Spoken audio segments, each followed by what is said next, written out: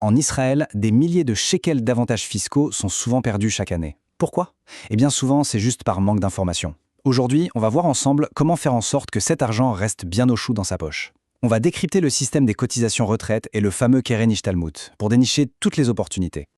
La vraie question, c'est bien celle-là. Est-ce qu'on laisse de l'argent sur la table en cotisant? Malheureusement, la réponse est trop souvent oui. Beaucoup de contribuables passent à côté d'avantages vraiment significatifs sans même s'en rendre compte. C'est précisément ce qu'on va éclaircir aujourd'hui.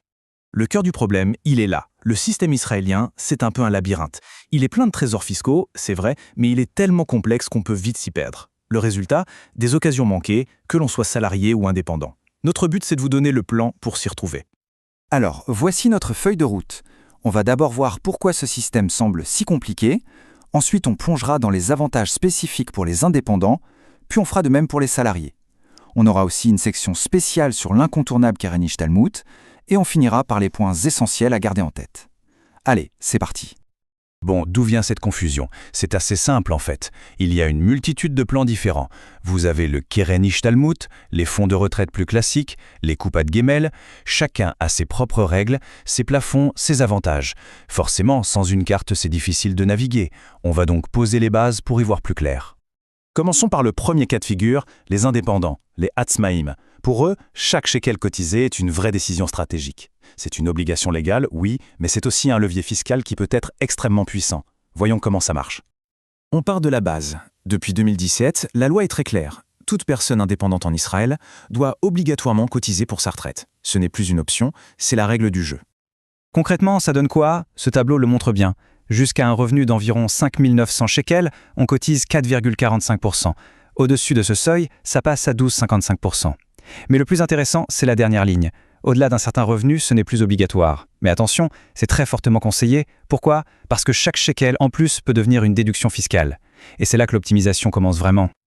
Et voilà le premier avantage majeur. Chaque shekel cotisé pour la retraite est considéré comme une dépense. Et une dépense, ça vient réduire le revenu imposable. Cette déduction peut grimper jusqu'à un plafond assez généreux de 16,5% du revenu brut annuel. C'est un outil fiscal vraiment puissant. Pour que ce soit encore plus parlant, prenons le chiffre de 2023. Un indépendant pouvait déduire jusqu'à 37 224 shekels de son revenu imposable juste grâce à ses cotisations retraite. C'est une somme qui peut radicalement changer le montant de l'impôt à la fin de l'année. Mais ce n'est pas tout. En plus de la retraite, un indépendant peut aussi cotiser à un Keren Ishtalmut. Ce tableau compare les plafonds. On voit bien que le plafond pour la retraite, à 16,5%, est bien plus élevé que celui du Keren Ishtalmut, à 4,5%. La bonne nouvelle, c'est que les deux sont cumulables pour maximiser les déductions. Attention, voici un détail qui a toute son importance, un point crucial. Pour qu'une cotisation soit déductible sur l'année fiscale 2023, par exemple, il fallait l'avoir payée avant le 31 décembre 2023.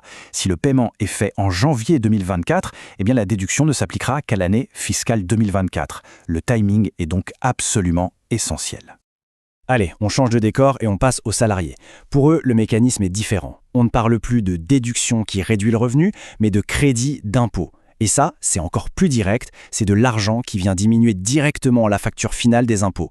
Un avantage tout aussi puissant, vous allez voir.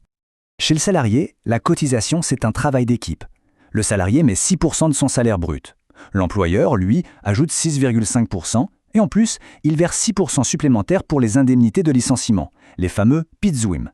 Et notez bien ce petit détail, le salarié a le choix de monter sa part jusqu'à 7%. C'est une petite augmentation qui, on va le voir, peut rapporter gros. Et voici le mécanisme clé. Sur la partie que le salarié cotise personnellement, donc c'est 6 ou 7%, il reçoit un crédit d'impôt de 35%. En clair, c'est comme si l'État remboursait 35% de cette cotisation en réduisant l'impôt à payer. C'est une économie directe, nette et garantie. Prenons un exemple tout simple avec un salaire de 10 000 shekels. La cotisation standard de 6% donne droit à un crédit d'impôt d'environ 180 shekels par mois. Mais si on fait le choix de passer à 7%, ce crédit grimpe à 210 shekels. Ce petit pourcent en plus rapporte donc bien plus en avantage fiscal. Le calcul est vite fait. Et pour les salariés qui ont la chance d'avoir un Keren Ishtalmut, alors là, l'avantage est juste énorme. La part versée par l'employeur, soit 7,5% du salaire, c'est comme un bonus. Sauf que c'est un bonus totalement exonéré d'impôts. C'est de l'argent net qui tombe directement dans l'épargne sans même passer par la case impôt. On vient de l'évoquer, mais le Keren Ishtalmut mérite vraiment qu'on s'y arrête. Ce n'est pas un hasard si c'est l'un des produits d'épargne préférés en Israël. Ses avantages sont vraiment uniques, qu'on soit salarié ou indépendant. Alors, qu'est-ce que c'est un Keren Ishtalmut? Pour faire simple, c'est un plan d'épargne à moyen terme. L'argent est bloqué pour une certaine période, en général 6 ans, et en échange de cette patience, le système offre des avantages fiscaux assez exceptionnels. Et là, c'est un peu la magie du Keren Ishtalmut, résumée en 2 points. Premièrement, quand on cotise, les sommes versées sont reconnues comme une dépense déductible. C'est l'avantage immédiat. Deuxièmement, et c'est le plus spectaculaire, à la sortie, tous les gains, les intérêts, les plus-values sont entièrement exonérés d'impôts.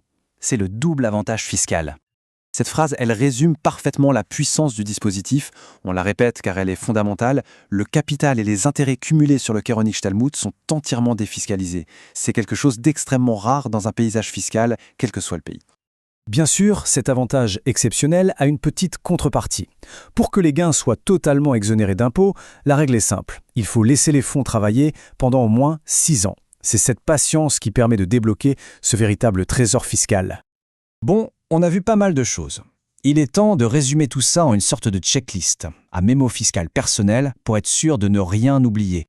Voici la checklist rapide. Pour les indépendants, on retient obligation de cotiser et déduction possible jusqu'à 16,5%. Pour les salariés, le chiffre magique à retenir, c'est le crédit d'impôt de 35% sur la part personnelle. Pour tout le monde, le Keren Ishtalmut, c'est ce double cadeau fiscal, déduction à l'entrée, exonération à la sortie.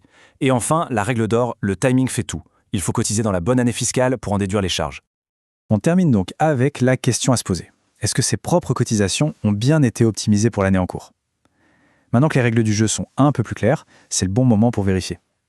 Chaque année est une nouvelle chance, et se faire accompagner par un expert est souvent la meilleure façon de s'assurer de ne rien laisser sur la table. Merci de nous avoir suivis.